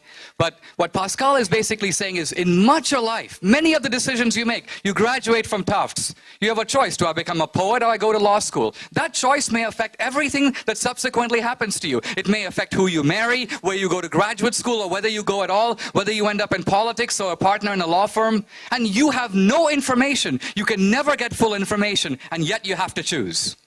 And the same is true of God as well. That's the argument. Yeah, I'm sorry for reading this, but I tried to put this all together, and it's too bizarre to remember. So I believe this is for Dr. D'Souza. I believe you call yourself a Christian, and so for the sake of argument, let's accept your argument that there is a creator of the universe, and that creator is omniscient. What would make you go from that to that he's like also a loving God, and he created us in his perfect image, but then we turned out to be imperfect, so he decided to cast us down to burn hell, but then he didn't feel so good about that, so the only loophole he could come up with, the creator of the universe, was to immaculately conceive a human child and have him tortured and killed, and we're still imperfect, but that's okay if we suck up to him and the child, and he doesn't want us to be gay, and so on.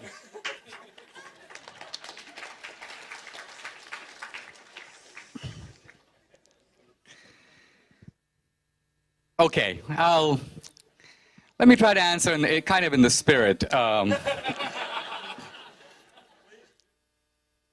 that's this. Look, if you are trying to understand a phenomenon, whether you agree with it or not, you begin by understanding it by trying to understand it as the believer or the practitioner understands it themselves. If I was trying to understand Dostoevsky or take Hamlet, I wouldn't go, well, this is absolutely ridiculous. Witches appearing and so on. It's absurd. I'd throw the novel down right away. I'm not going to read it. It's absurd. No, I suspend my disbelief. I say, let me try to experience Hamlet in the way Shakespeare wanted it experienced. And then once I've finished, once I've evaluated critically, I can step back and go, well, that didn't make much sense, and that didn't really follow from that, and why is Hamlet so indecisive, and so on. Okay, here's what I want to get at. Let me give you, if I'm in 1 minute, the Christian reformulation of your statement of the human problem. The Christian formulation is this, and that is, quite apart from religion, we have a human problem. Namely, we live at 2 levels. We live here, and we want to be here. In other words, we want to be good, but we realize we fall short. We want to experience the divine, but God is invisible. He's not real to us on a daily basis. We feel the awful silence, you may say, speak from outside. So here we are as human beings, we're at this level. We want to ultimately experience the sublime. True? I think all human beings are that way. And that's why we have not just religion, we have art, we have literature, we have love, ways of experiencing the sublime. Now, the different religions of the world all diagnose the human problem that way. And I see the Eastern religions as having one solution. The problem is the self, get rid of the self. I see the Judaism and Islam as having a common solution, which is basically, let's establish a set of rules and codes to bridge the gap between, you may say, man down here and God up here. And this involves dietary regulations and sacrifices and commandments and so on. And Christianity comes along and gives a totally different answer to that question. Namely, look, the distance between the humans and the divine is so large that no matter how tall a ladder you build, you're not going to get there. Basically, the only way for man to reach God is for God to come down to man's level.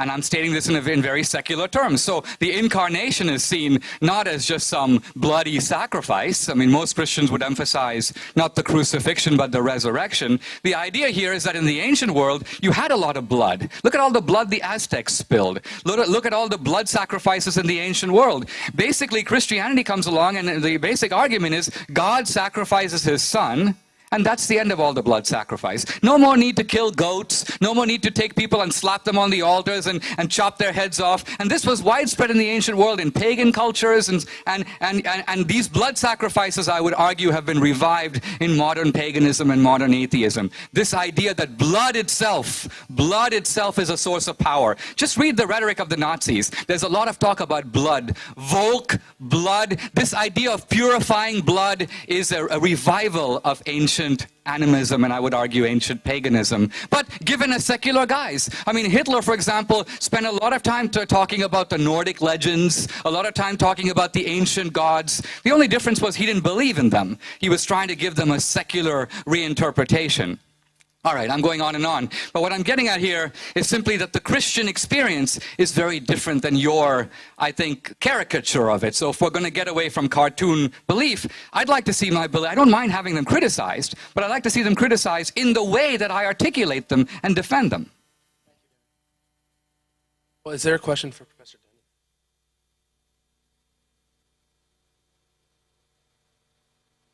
Thank you. I sort of have what is sort of, I think, a logical... Is it on? Okay. I sort of what I would think is a logical follow-up to the last question. And my question is tying it also to the idea of Pascal's wager. So Pascal's wager, as I see it, as you've proposed it, is predicated on the idea that there are two options. There's closeness to God and there are disbelief and belief.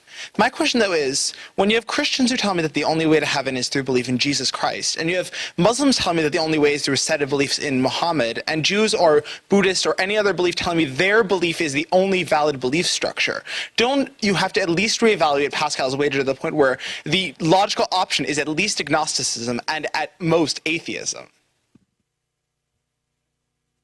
Yeah. I'd put the point even more strongly. If we're talking about rationality, why don't you bet on all of them at once? If it's really, if one wager is good, we'll go for all of them, and that way you got all your bases covered. Well, that's not rational because these religions do make some mutually exclusive claims. But I would say quite seriously that if you're taking your point seriously and following it, the conclusion is not. I mean, look, let's look by analogy. We conduct a survey of all the world's cultures, okay, tomorrow, and I ask them only scientific questions. What do you think about Kepler's laws? What do you think about evolution? What do you think about Einstein? I submit to you, we will get a wide range of answers. Many people may say, well, you know, I've listened to the arguments. I'm going to go with Ptolemy on that one. Well, I've listened to all this. I think old Einstein was basically joking. So you might get the vast majority of the world's people go thumbs down on Darwin, thumbs down on Einstein. But you don't go from that. Well, you know what? The disagreement of all these different cultures clearly convinces me that there's no true answer. I will be an atheist and agnostic on these issues from now on. You would see that as a total non sequitur. Why? Because you believe that there is a right answer and it's your job to find out what it is. So if you follow your premise seriously, yes, the religions of the world have certain common elements, common morality. Many of them today, at least, posit a monotheistic creator. And I would say it's your job to go find out which one is making true claims. Spend some time and take it seriously, and then decide what you think is the right way to go. I'm not asking you to go any other way than what you think is right, but to just in a facile way go, there's 10 of them, and they can't all be right, so I'll choose none of the above. That's not a very rational solution.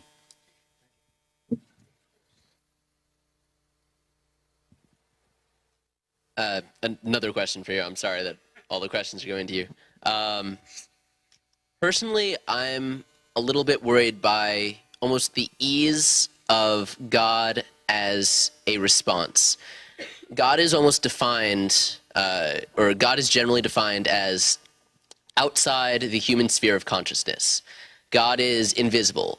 God is not in one particular place. If we search the entire universe, we could not possibly find God. I feel like this definition of God as completely outside the human realm of testing is a simplification, or not a simplification, but too easy of an answer.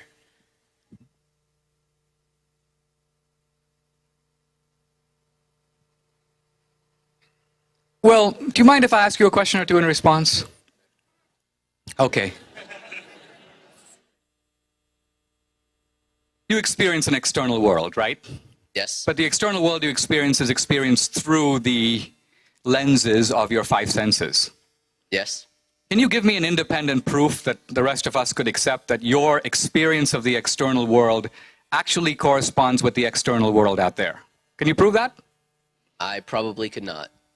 Okay. You accept the existence of other people, other minds, other souls, other people out there, right? You believe that there are other people in the world. You're not the only guy on earth, right? Right. Okay. Do you think you can give independent demonstration that doesn't rely on your own subjective consciousness at all, since we can't see that other minds actually exist? I think it's going to depend on my subjective consciousness. Exactly. All right. So there are large spheres of human experience, consciousness, love, morality, that rely on the subjective dimension of human experience that can never be produced under a microscope and under a telescope, and yet you couldn't live 1 second or 1 day without them. Your whole, in fact, far from matter creating mind, isn't it true that the entire experience, our entire experience of the world comes through our consciousness, which is an irreducible starting point of all experience. Without that consciousness, we have no window into external reality at all. True? True. Okay. And yet all of that you take for granted as having an independent existence. You go through life perfectly willing to accept consciousness, reality, other people. But somehow when it comes to God, your standards change completely. Suddenly you go, oh gee, I've sent people into outer space. I haven't seen any big man with a beard out there handing out stuff. So how can I really believe in that guy? That's all I'm saying to think about. I think the slip in what you just said is in saying that consciousness is irreducible. Consciousness is where each one of us starts, of course, with our own experience. But then, thanks to our developed scientific worldview, we can pool the experiences of others. Of course, we need our own experience to do that. And then we can turn that tool back on ourselves, and we can study our own subjectivity. We can study our own consciousness. We can have theories of human consciousness. We can understand what makes us tick. And there's nothing irreducible about it. We are on the, of all things to say, at this point in the 21st century, when we are making such tremendous progress in understanding the machinery, if you like, of consciousness, that strikes me as just preposterous. Yeah, okay. My question is about intelligent design and evolution. Where do you stand, each of you, on the issue? Was God a product of intelligent design, or did he evolve? Was God a product of intelligent design? No, yeah. I think he was. Okay. Well, I think some concepts of God are a product of human design. I think that is some conceptions of God are very clearly contrived by individual human contrivers. Some religions, I mean, Scientology is a religion. It's entirely the result of human, deliberate design. Whereas other religions, like Christianity, say, and more generally, is itself a product not of intelligent design, but of evolved design, culturally evolved design, where most of the design moves, most of the R&D was unwittingly done by humans passing on their traditions in the same way that languages are unwittingly designed. So I think that the concept of God is indeed a product of that sort of process, in the same way that the harmonic scale is a product of that sort of process. As far as the intelligent design movement in America, that's just a hoax. Next question. Yeah. Well, let's put it this way. Einstein's laws are the product of intelligent design, but it in no way follows from that they don't describe a reality and a reality independent of those laws. So you're committing a genetic fallacy in saying that because human beings have conceived of the idea of God, therefore it's a made-up idea. It doesn't follow at all. Human beings could well have conceived of it, and it could well be describing an independent reality. Now, I don't agree with intelligent design in the way that it's mostly understood as basically a way of fighting with Darwin. Did the eye evolve, and did the dog and the wolf have a common ancestor, and so on. That's not my argument. My argument is that the validity of the intelligent design argument is completely valid when applied to the universe as a whole. And here's a very brief analogy to illustrate that. If you and I were walking on the street and we saw a car, an automobile, we would know immediately that it's the product of intelligent design, right? The molecules didn't fly up and all assemble themselves into a car. So that's the universe. Now along comes Dennett, who says, wait a minute, I want to show you the wheels of this car. These are the different life forms. And I want to show you that one life form, in other words, the life forms can be produced without external intervention. They operate according to natural forces that are within the car, meaning within the universe. I would argue, so? The evolution of the part in no way refutes the intelligent design of the whole. So if the universe as a whole requires explanation, Dan says it doesn't need explanation. Even David Hume, the great skeptic, says we can never say anything so ridiculous as to posit an effect without a cause. So the universe, I would submit, with all its laws, does require some ultimate explanation. We would be really ignoramuses if we just said, well, it's just there. Imagine if you use that explanation for other things. The crater, it's just there. The dead actress who's been found in Hollywood, the head just appeared. No one really did it. No detective work is necessary. It doesn't need a cause. Well, it does need a cause, and if you're going to posit a cause, the most reasonable cause is to posit an intelligent designer that made it that way.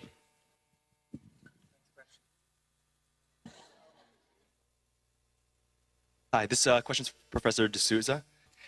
You maintain that the Big Bang must have had a cause, as you've been going on and on. However, this, in effect, created the universe that is grounded in such rules of cause and effect. Yet, at the same time, you also maintain that, as humans, we are creatures of free will and choice, and then therefore are exempt from this universal canon of cause and effect. Does this not strike you as a gross inconsistency, at best? On the contrary, it is completely consistent with my supposition, let's call it a hypothesis, that a discretionary God who did not have to make the universe was not created out of necessity. It was created out of free, at least this is the Christian view, out of free will. We are created in the image of God, which means that to some degree we have some resemblance to God. In what way? What resemblance? Well, God's not a material thing. There's no Christian tradition going back to the beginning that holds God to be God's spiritual. So we don't resemble God in our material frame. That's why I have no problem with the theory of evolution, because I think that the material frame of man can be adequately explained by evolution. But I maintain that man also has a moral and a spiritual dimension. And while evolution has made pretty good headway in explaining what could be called low altruism, I scratch your back, you scratch my back, or the mother jumps in the burning car because, wait a minute, her children happen to share her genes, that's why she's doing it, disguised selfishness. This is all very clever, but frankly, it doesn't go very far. It accounts for about 10% of morality. If you get up and give your seat in a bus to a stranger, you know, Richard Dawkins may come and go, well, that was a very cunning move. You're hoping the old lady will give you her seat next week. No, you're just doing it because you're a nice guy. Or you give blood, or Mother Teresa, or give me liberty or give me death. There are lots of people who do things for strangers where they have no even disguised benefit. And I think evolution has not actually given a very plausible, it's given some implausible accounts of this, but it hasn't really accounted for morality, and I think it's that many people would admit that. We're going to go till about 9:15, but in this segment, we're going to have each of the debaters respond for a maximum of 1 minute.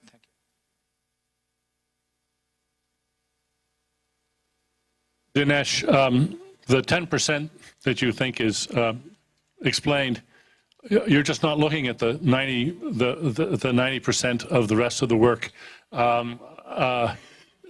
You're offering caricatures of the work that's actually being done on the evolution of morality.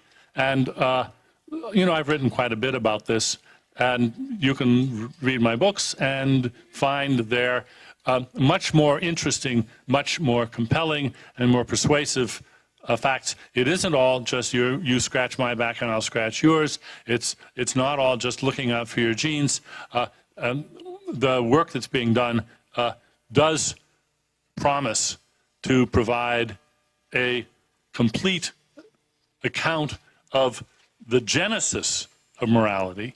That does not, however, provide an account of why, you know, which aspects of this we endorse.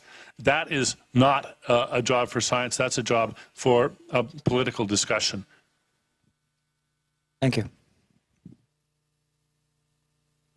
We've heard a lot tonight about the crimes of other messianic ideologies such as Nazism or communism, but I'd like to hear what both of the speakers think of Scandinavia, which happens to have 70% atheist or agnostics and happens to have the highest human development in the world. And why would we be opposed to acknowledge that, yeah, we had a Christian tradition, but we moved beyond that and we take care of our own. They give the most to charity. They have the lowest crime rate. I mean, you could go on and how they outperform America on just about everything, and they're agnostic and atheist. I'm glad you raised that point. When I planted my hayfield some years back, my neighbor said, well, you want to plant oats as a nurse crop. I said, what's a nurse crop?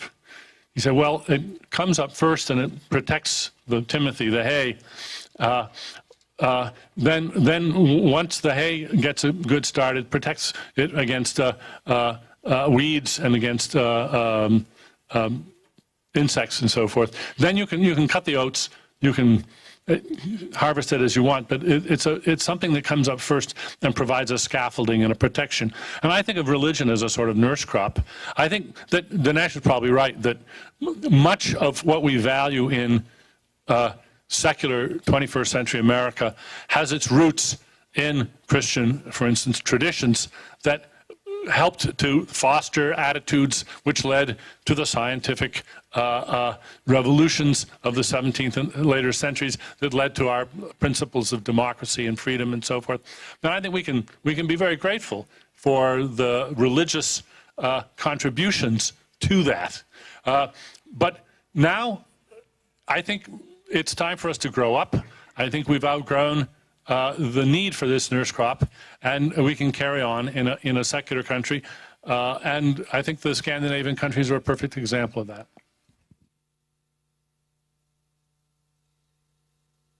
I'm actually going to go back and read Dan's books because I do want to learn more about the evolutionary arguments about morality, and I hope to learn from them as I've learned from your other books as well. I do want to urge you to do something as well, and that is to take seriously an argument that was made by the philosopher Nietzsche. Now, Nietzsche is perhaps the great atheist thinker of the last 100 years. and he argued as follows. He said there are many people in the West who want to have it both ways.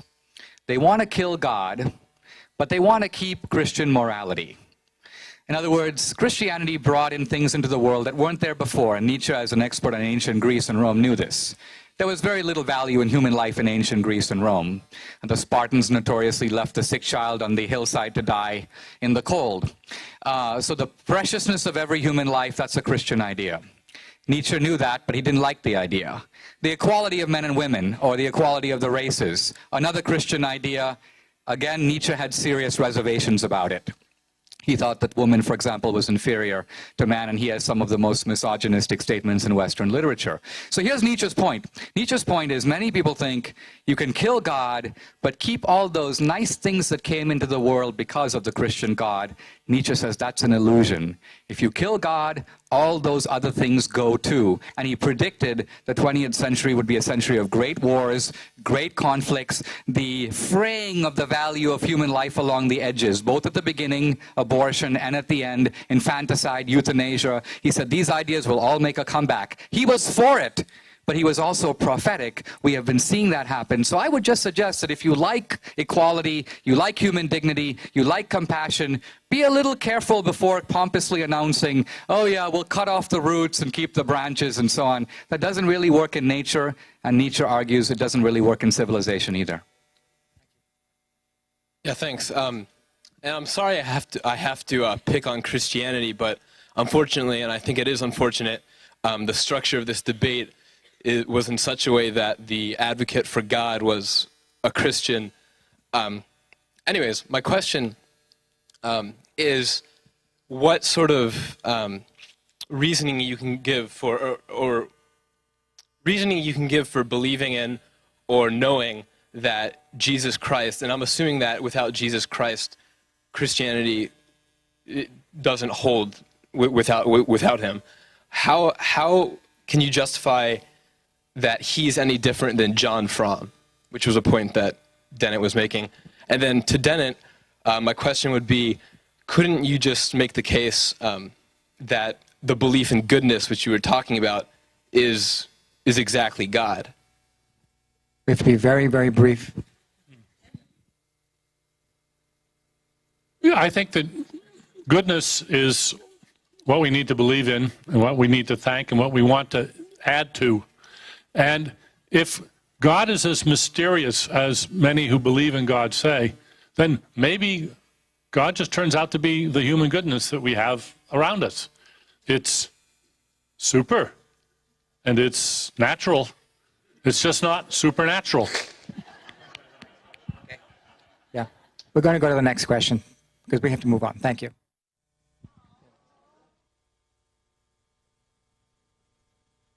My question is for the professor, and it has to do with the ethics of debate, and by that I mean the integrity that each debater brings to the debating table.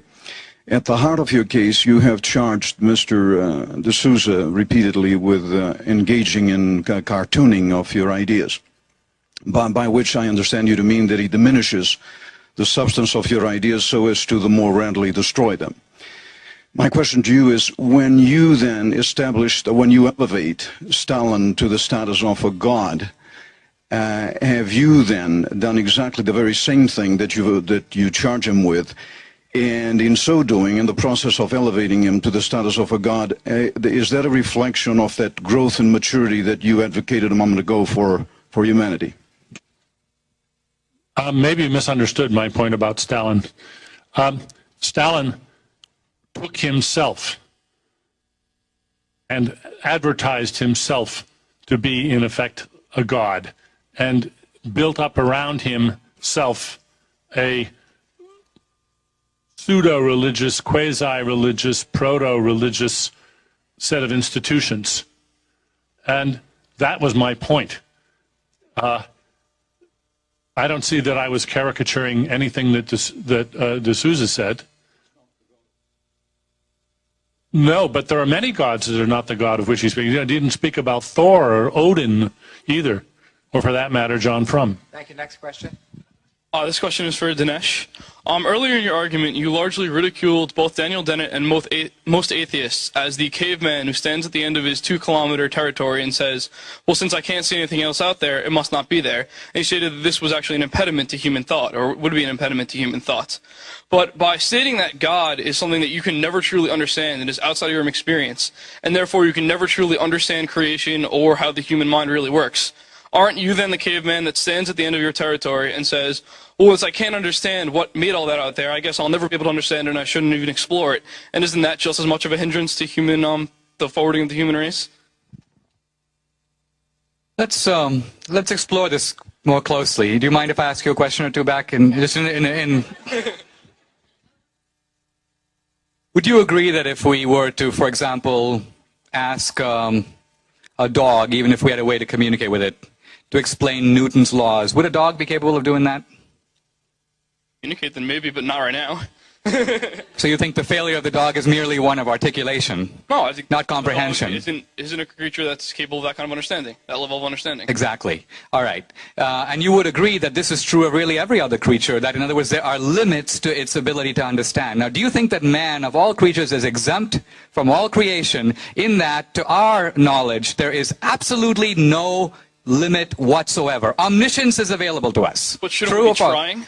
I'm not asking whether as an operational principle we should be trying. That's like saying that if I want to be Michael Jordan, should I keep jumping and trying to hit the net? Maybe I should. But my point is, if I said to myself, can I be Michael Jordan?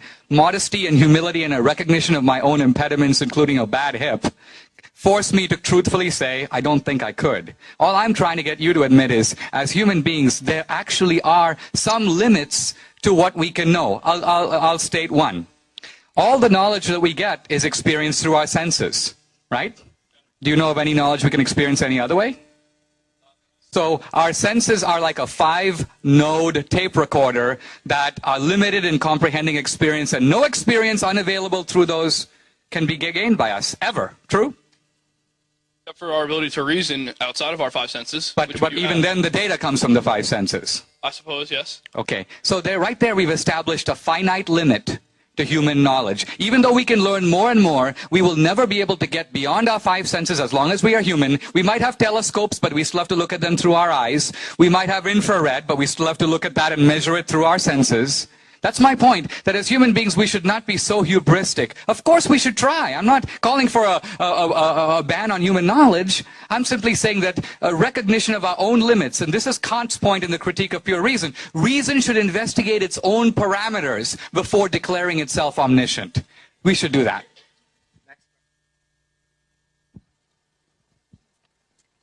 My question is for Mr. Dennett, and it's relatively simple, and you can take this as you will. I'm just curious to hear your response. What, sir, if you are wrong? What if you're wrong? I just wish that every religious person would ask that question too. I think that scientists and academicians take very seriously the question, what if I'm wrong? And I've devoted a great deal of thought to that in my own life and to my own work. And I look around me and I see religious people who are positively discouraged from asking that. They are told, don't even think about that. Trust your faith and don't ask that question. And I think that is the height of arrogance on the part of the religious community, not the scientific community. We ask ourselves, what if I'm wrong? Thank you. Next question.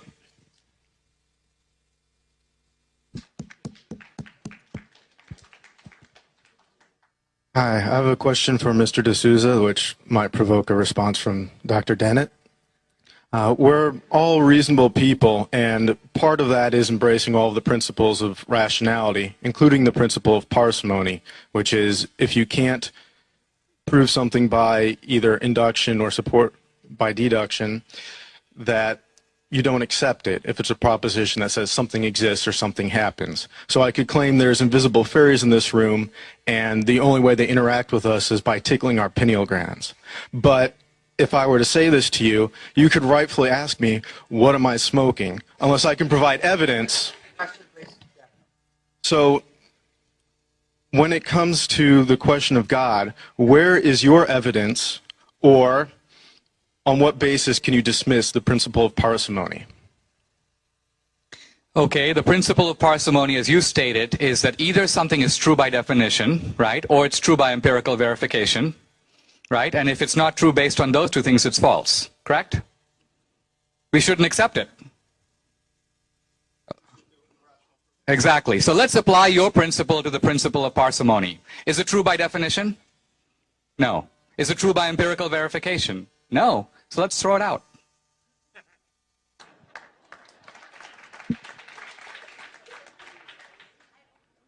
Mr. D'Souza, you use this image of the rock rolling down the hill, which has to obey physical laws, whereas we, who are intentional beings, our decisions aren't determined by physical laws. Would you accept that neurons and the other aspects of the brain seem to obey material laws? And if so, why do you reject the notion that our minds, thoughts, and decisions could be determined by the same physical forces? Wow, I'm given 30 seconds. Look, you're raising a very deep question about the way in which material things like neurons and non-material things like thoughts, feelings, and consciousness affect each other. I think you are dogmatically assuming that there is a one-way movement from the material thing to the non-material thing. I assert that I can equally plausibly show that there is a movement in the opposite direction. In medicine, there is something known as the placebo effect. For example, you're sick, you go to see the doctor. Now, your physical condition is already determined, right? You're sick in some way. And yet, if you think you're going to get well, even though you take no medicine, or you just take water, but you think that the water contains medicine, your mind is able to reshape the matter, and you actually feel better. So here is a practical example. By the way, one of the most widely tested examples in all of medicine. It's believed that 20 to 30% of all cures in medicine are due to the placebo effect. Here is a concrete example of mind shaping matter in very much the same way that you assert, dogmatically, that matter shapes mind. I agree with Dan that this is an unsettled matter. There's a lot of research going into it.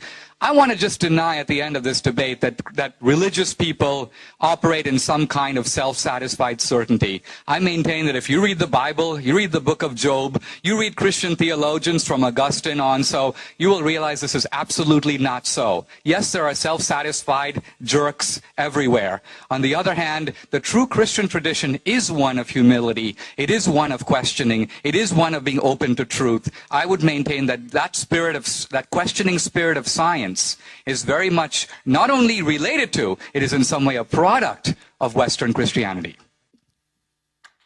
I'm going to ask our last two questioners to ask their questions in succession, and then give each speaker a minute, and then we're done. So my question is, first of all, I don't really believe that there has been equal dignity for women established universally. I think it's more legislative than actually socially or culturally established.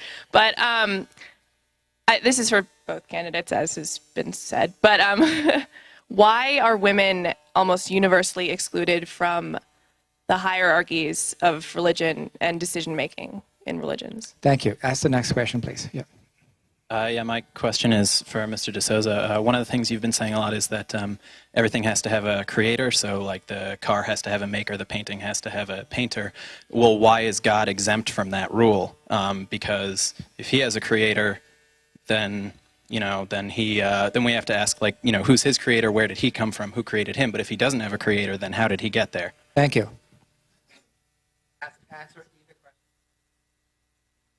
I'll answer the first one.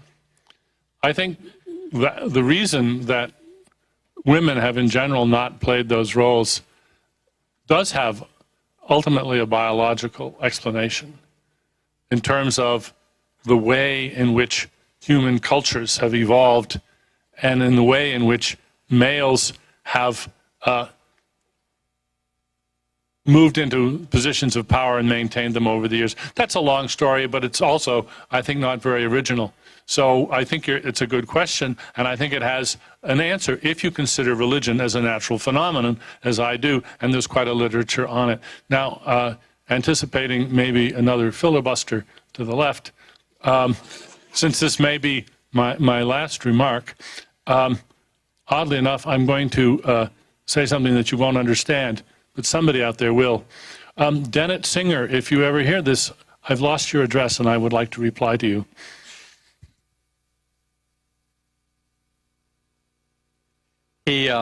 Well, let me say this. I apologize if I've overspoken my time. Perhaps the reason most of the questions were aimed at me is that we're speaking in an audience where young people today are more naturally sympathetic to Dennett. In other words, if we were having the same debate in a church, most likely most of the questions would have gone to him. He would have every chance to filibuster. And also, he's here at Tufts. You can come talk to him tomorrow. You won't have me here tomorrow. So perhaps that's one reason the questions came to me. I think the one charge I do want to answer at the end here is just briefly this charge of caricature. And I want to say that it's, I went back and I read Stephen Jay Gould of Harvard, one of the world's leading biologists, I think everyone would agree. And Dan's a philosopher, but I think he'd probably concede that Steve knows more about biology than he does. In his review of Dan's book, he calls it a caricature of a caricature. He says that Dawkins has taken evolution and absurdly extended it into all kinds of other areas it doesn't belong. He's using evolution to explain economics, infidelity, laughter, law, literature, music, politics, war, why children don't like vegetables, why men don't like to ask for directions. This is, you can say, evolution run amok.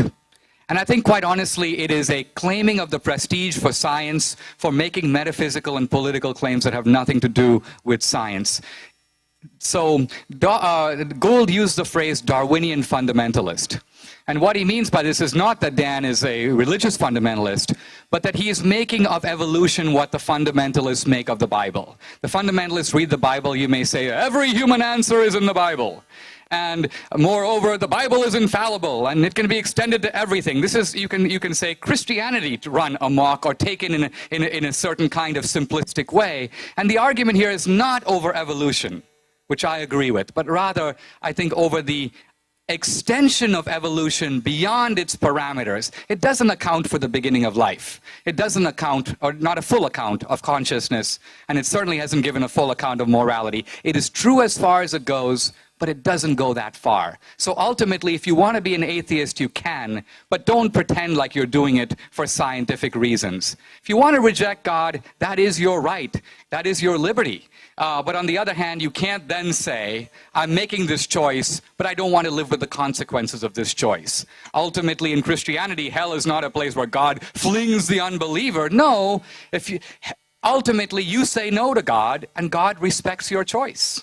Ultimately, you may say the gates of hell are closed from the inside, which is to say, your rejection is respected as your free choice. I want to thank Dan for sharing the podium with me. I certainly have enjoyed this very much, and I have tried to give it in the right spirit. Thank you for having me.